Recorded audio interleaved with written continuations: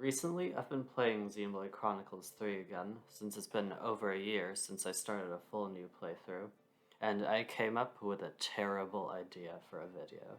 First, though, some context. The mainline Xenoblade games usually don't have fully connected areas, especially Xenoblade Chronicles 2, where you have to actually fast travel to each location. Xenoblade 1 does make an effort at this, but some of the connections between areas are still a little ridiculous, like the magic one-way portal from Mechna Forest to Aerith Sea.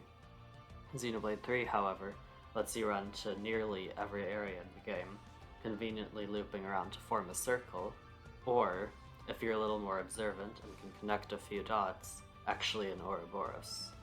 Now here's the question. How long would it take to run around the whole thing? Yep. This video is basically just going to be me running through Ionis for an hour. Anyways, enough talking. Time for me to start suffering. When it comes to the starting point, where else but the Aetia region, right? In particular, I've chosen this landmark here, Ricalo Pond, as it's the earliest point in the game that you can get to from the latest point on the map. I'll cover that later. There's also one other thing to mention, that being locked off areas. Some places, such as Izana Plain and Colony 9, are temporarily closed off until you complete specific quests. This one being Xion's Unlock quest, where the heart is. I'll be going over all the quests needed to complete this run, if you're as insane as I am for some reason and want to see if you can get a faster time. With all that aside, I started my journey feeling pretty optimistic. I honestly didn't think it would be that bad of a challenge, and in the end it actually wasn't. My route for the Aetia region also helped with this. This first area is, unsurprisingly, not that complex to navigate. I really just followed the path the story takes you originally, towards Alfetta Valley, by where you fight Mobius DJ, and then through Milik Meadows. Don't worry though, the whole run won't be as easy as this first area was. It's going to get much worse. After the Aetia region, I was on to Fornis. Immediately, the game throws a fork at you. According to Tyon, in this one cutscene early in the game's story, the main path through the Aegis Wilderness is slower but safer, while the path through Lace Highway is supposedly faster, but has an Agnian colony at the end. I was actually curious as to which path was truly faster, so before even starting this run, I timed both, and got 3 minutes and 49 seconds for the Aegis Wilderness, and 4 minutes 21 seconds for Lace Highway. So basically, Tyon's a liar. As a result of the times above, I obviously went with the Aegis Wilderness. It did waste some of my preparation time before, as I needed to complete the quest for Alexandria's colony, but it wasn't that bad. Some of the quests later are going to be much more tedious and time-consuming. After exiting the Aegis Wilderness, Ribby Flats and Rebel Tableland gave me no issues, besides the geography just being time-consuming, with all the climbing and multiple levels to them. Towards the end of the region, the game poses another fork. You can either go through the story route, leading into the caverns of the Urian Mountains, the Great Coat Falls, and the heights of the Makta Wildwoods. Or you can just skip it all using the Urian Trail and the short bridge that Keves and Agnes are fighting over. I think you can guess which option I chose. The Pentelas region was the easiest part of the run by far. It was a joke how easy it was. The normal path would have been horrible, because the zones in the Pentelas region are probably my least favorites in general, for just getting around. There's tons of variation in height, a lot of climbing, that kind of stuff.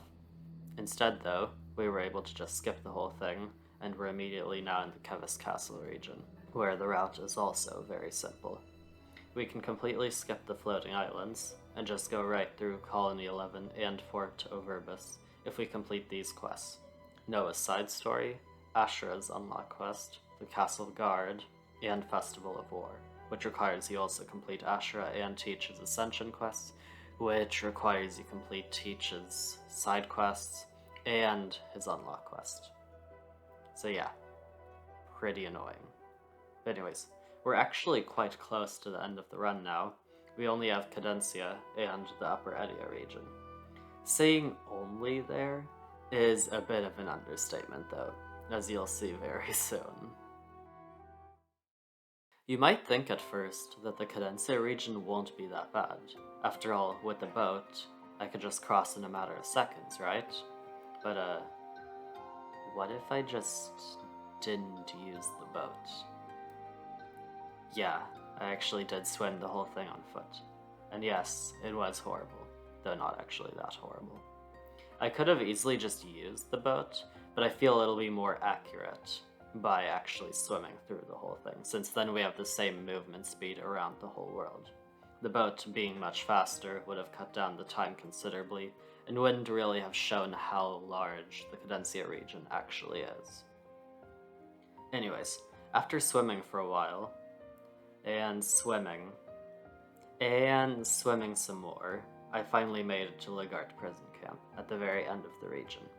To get through the whole complex, you need to complete Sagiri's unlock quest, and then trigger the conversation to move Colony 0 to the prison camp. This opens the gate that'll be here, letting you pass.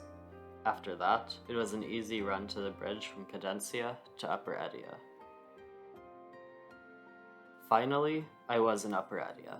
I could see the end in sight. I only had a little bit further to go. My route here goes towards the lake in Alfedo Valley, where you can find Periling Ryuho. Except, instead of going down that path, we take a sharp jump off this ledge here, all the way down to Ricalo Pond.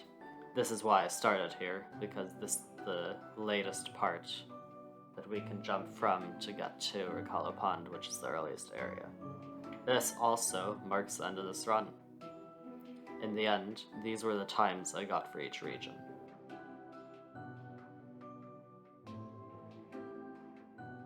This all amounts to a total time of... I wasn't trying to cut every corner as tight as possible though, so you could definitely get a faster time if you're someone who speedruns this game. Though, I don't get why you would want to. Anyways, with this video nearing its end, I just want to say thanks for watching the whole way through. This is actually a pretty fun video to make, and it wasn't really that bad of a challenge, honestly. I was just exaggerating a little. But I hope you enjoyed watching, and if you're interested in more content like this, make sure to let me know in the comments. Anyways, have a good day, and I'll see you all in the next video. Bye!